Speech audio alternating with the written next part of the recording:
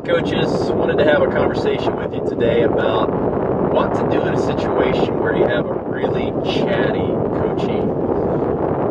In my coaching experience, I've had two so far, and lovable people, and I certainly valued being their coach. But one of the challenges I ran into is they love to tell stories and to catch me up on all that was going on in their life, which I greatly appreciated. But I also know to serve them well as a ministry coach, there were times where I needed to jump into that conversation and interrupt them and ask them where all this was leading and how I could best serve them as a coach. So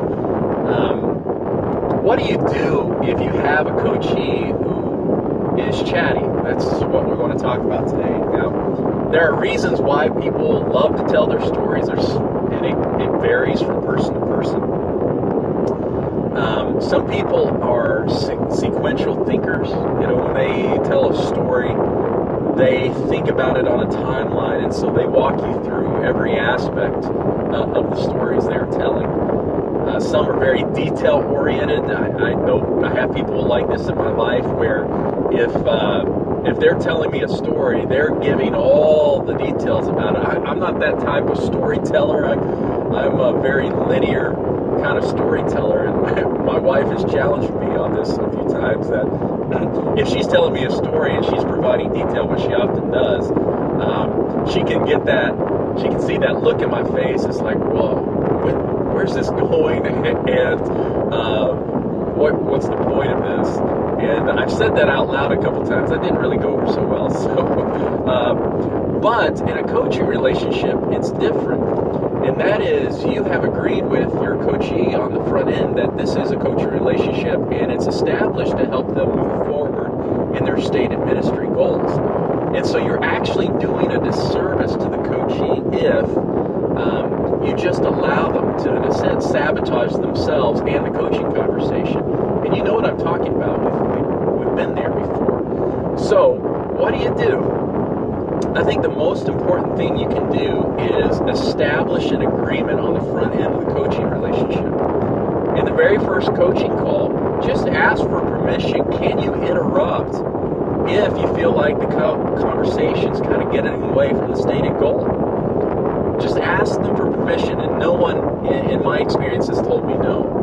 If there's an opportunity to kind of jump in and bring the conversation back to where it needs to be in terms of the goal for that conversation, you're well within your rights as a coach to do so. Now, we're all lover of people. We're helpers of people's joy in ministry, and so we want to make sure that our coachees are heard, that they know that they are seen and listened to and cared for well.